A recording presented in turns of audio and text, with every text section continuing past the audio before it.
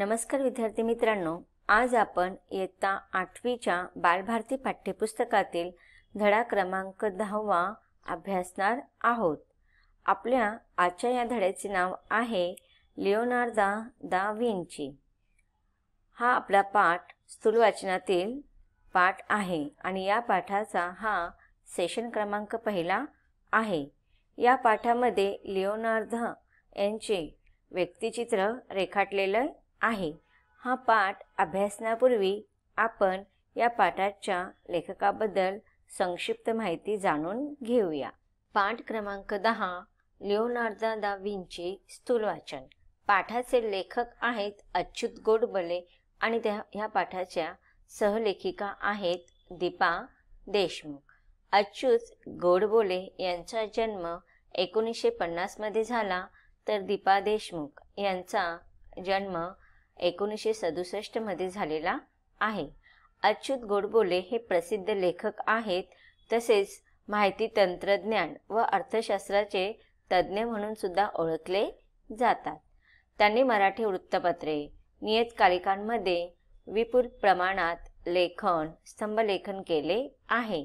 त्यांची कॅनव्हास, किमयागार, ग्रेट भेट, झपुर्झा भाग 1, 2, 3, नादवेद, बोर्डरूम, मनकल्लोळ भाग 1 व 2, मुसाफिर, जग बदलणारे 12 जिनियस, ज्ञानोदय, मनात अशी अनेक पुस्तके प्रसिद्ध आहेत। दीपा देशमुख या पाठाच्या सहलेखिका आहेत। त्यांनी अच्युत गोडबोले यांच्यासह अनेक पुस्तकांचे लेखन केले आहे, तसेच त्यांचे स्वतंत्र लेखन ही प्रसिद्ध आहे।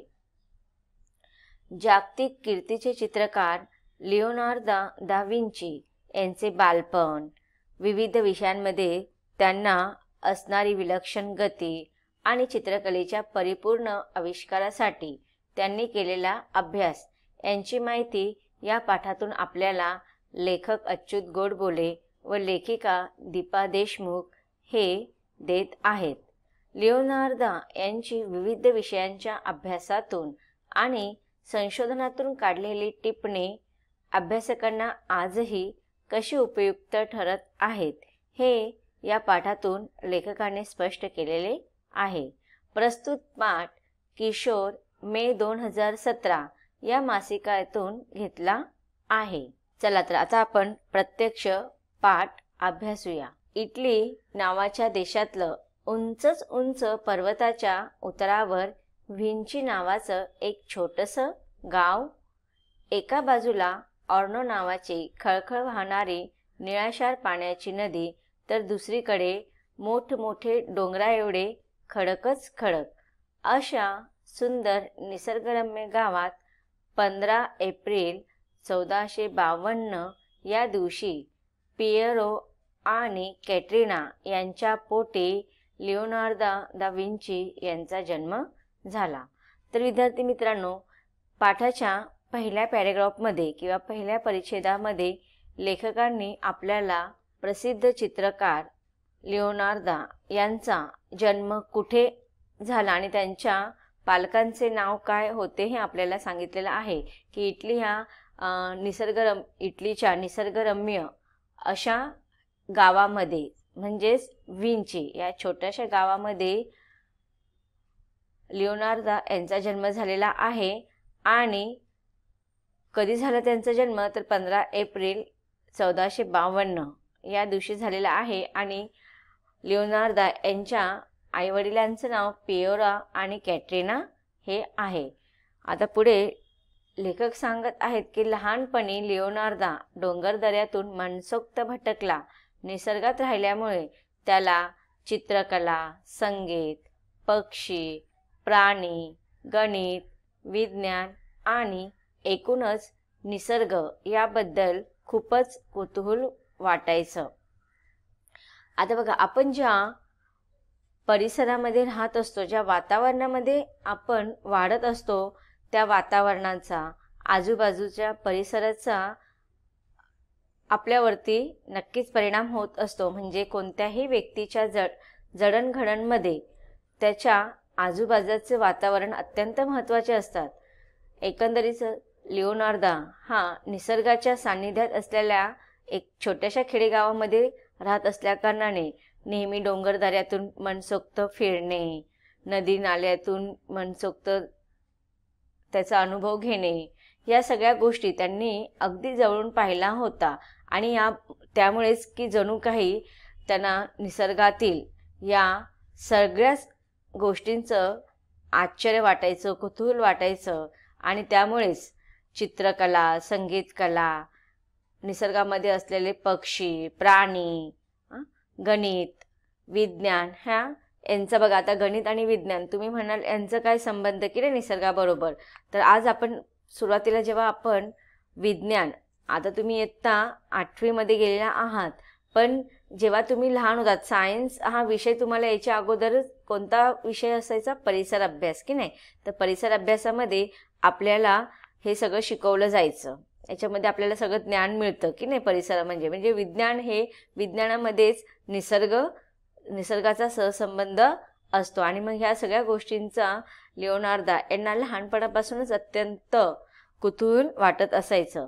याच वयात त्याला चित्र काढणं खूप आवडायला लागलं. आता बघा, लहानपणापासूनच आता आपल्यासमोर एक चित्रकार म्हणून त्यांची एक ओळख तर आहेच, पण ही चित्रकलेची जी त्यांना आवड होती ती अगदी लहान वयापासूनच त्यांना ती जडलेली होती.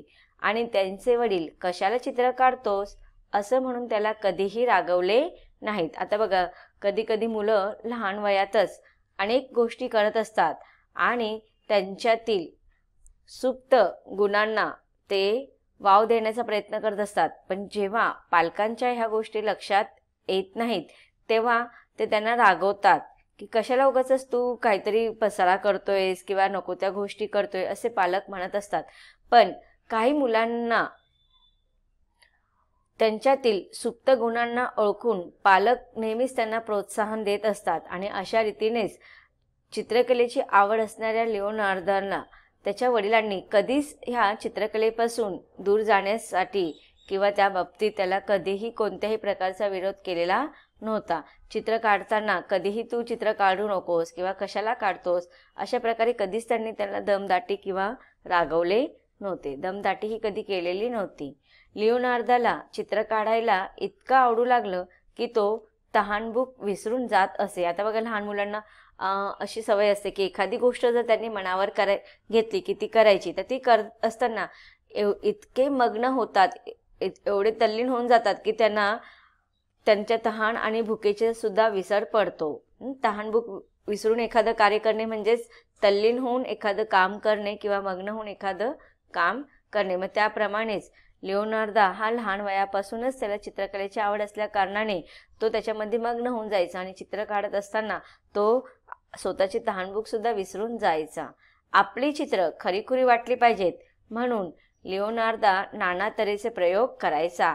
तो चक्क जंगलात फिरून पाली, सरडे, साप, वटवाघूळ असं काय काय गोळा करून आणायचा आणि घरी आल्यावर त्याचं निरीक्षण करत बसायचं. बघा,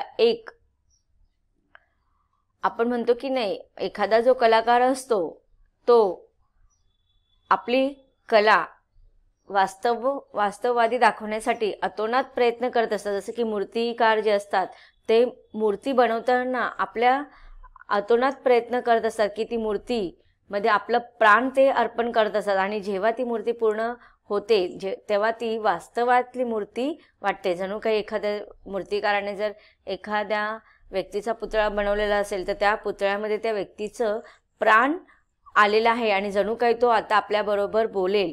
अशी जेव्हा ती मूर्ती तयार होते तेव्हा त्या मूर्तिकारचं किंवा त्या कलाकारचं त्याने जे परिश्रम केलेले असतात, जे मेहनत केलेले असतात ते पूर्ण फळाला आल्यासारखं आपण म्हणतो. तसेच चित्रकाराचं हे असतं की चित्रकार सुद्धा अतोनात प्रयत्न करून आपले सर्वस्व अर्पण करून त्या चित्रामध्ये सर्व रेखाटन करत असतात. मग ते रेखाटन करत असताना किंवा ते चित्र काढत असताना ते वास्तववादी वाटावे की खरोखरे वाटावे, ते खरीखुरी दिसायला हवेत. याच्यासाठी चित्रकारांची निरीक्षण क्षमता अत्यंत तीक्ष्ण असली पाहिजे, अत्यंत निरीक्षण क्षमता चांगली असली पाहिजे. आणि त्यामुळे लिओनार्दाला नेहमीच असं वाटायचं की आपलं जे चित्र जे असेल ते नेहमी कसं असलं पाहिजे, खरं वाटलं पाहिजे, वास्तववादी वाटलं पाहिजे.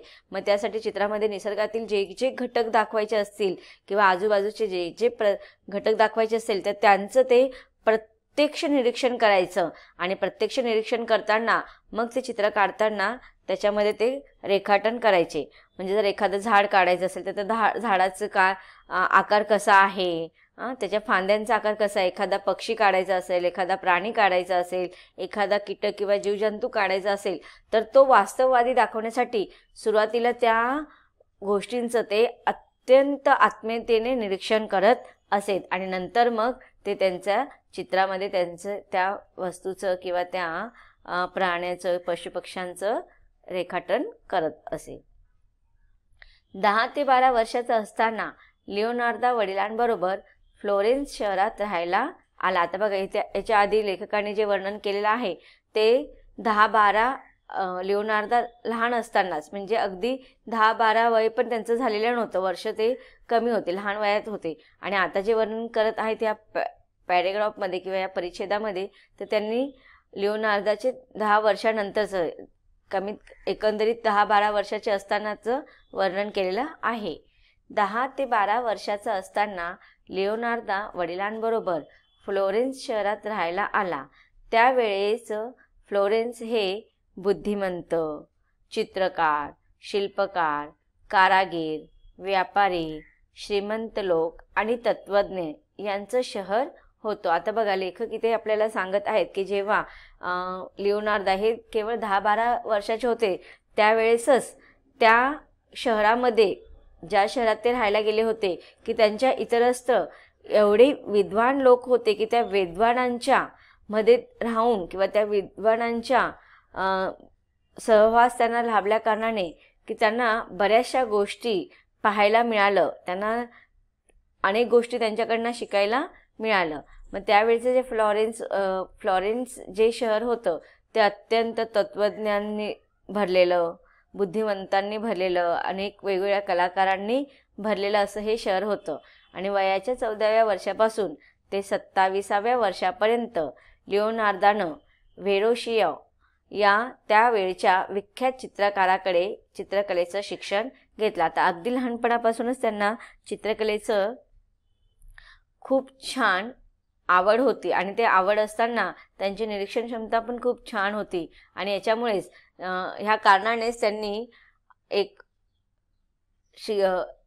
चित्रकलेचं शिक्षण घेण्यासाठी त्यांनी, आपण जसं एखादं गोष्टी आपल्याला आवडत असेल, एखादं क्षेत्र जर आपल्याला आवडत असेल तर त्याचे इत्यंभूत ज्ञान आपल्याला मिळावं म्हणून आपण ते क्षेत्राचं हे करतो की नाही, ट्रेनिंग घेतो आणि त्याच्यामध्ये आपण ती पूर्ण आत्मसात करून त्याच्यामध्ये आपण काय होतो, पूर्ण विद्वान होण्याचा प्रयत्न करत असतो. तर त्याच पद्धतीने लिओनार्दा यांनी सुद्धा व्हेरोशिया ह्या चित्रकाराकडे चित्रकलेचं शिक्षण घेतलं. चित्रकलेशिवाय लिओनार्दानं अनेक गोष्टी आत्मसात केलेल्या होत्या. आत्मसात करणे म्हणजेच ग्रहण करणे.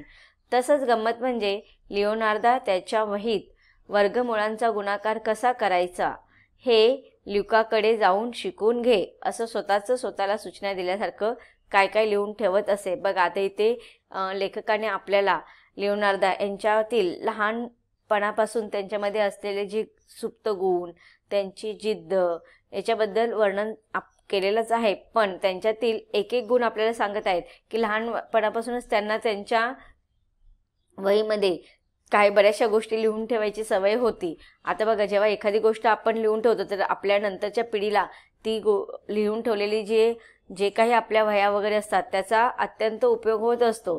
तसंच मग त्यांनी सुद्धा बऱ्याचशा गोष्टी त्यांच्या या वह्यांमध्ये लिहून ठेवलेल्या होत्या की वर्गमुळांचा गुणाकार कसा करायचा. ते तुम्हाला माहिती असेल वर्गमूळ म्हणजे काय, की एखादी संख्या आपण त्याच संख्येने गुणाकार करून त्याचं उत्तर काढणे याला आपण वर्गमूळ असे म्हणतो. मग ह्या वर्गमुळांचा गुणाकार आता जर समजा खूप मोठी संख्या असेल तर आपल्याला ती प्रत्येक तेवढ्या वेळा ती घेऊन त्याचा गुणाकार करावा लागतो. मग ती खूप मोठी प्रोसेस होऊन जाते आणि त्यामुळे हे वर्गमुळांचा गुणाकार कसा करायचा हे ल्युकाकडून शिकून घे असं ते सतत त्यांच्या वहीमध्ये लिहून ठेवायचे की चांगली गोष्ट करायची असेल तर आपल्याला त्या तज्ज्ञांकडून किंवा त्या विद्वानांकडून आपल्याला ते अभ्यास करून घेतला पाहिजे, ते ट्रेनिंग घेतलं पाहिजे किंवा ते शिक्षण घेतलं पाहिजे, जेणेकरून आपण सुद्धा त्याच्यामध्ये हुशार होऊ शकतो किंवा आपल्याला सुद्धा त्याचा फायदा होऊ शकतो, असं हे त्यांचं मत होतं. आणि त्याला गणित आणि तंत्रज्ञान हे विषयही खूप आवडत. आता बघा, त्यांना चित्रकलेचं तर खूप आवड होतीच लहानपणापासून, त्याचप्रमाणे चांगल्या सवयी त्यांना होत्या आणि त्या गणित आणि तंत्रज्ञान हे सुद्धा त्यांचे आवडते विषय लहानपणापासूनच होते. विश्व कसं निर्माण होतं, प्रलय का आणि कसा होतो ह्या प्रश्नांची उत्तरे शोधण्यासाठी त्यानं खगोलशास्त्राचाही अभ्यास केला होता. म्हणजेच काय, एकंदरीत त्यांना लहान वयापासूनच त्यांच्यामध्ये निरीक्षण क्षमता होती. का, कसे ह्या प्रश्नांचं उत्तर शोधण्यासाठी ते वारंवार त्या प्रश्नांचा उत्तर जोपर्यंत मिळत नाही त्याचा ते मागास घेत असायचा.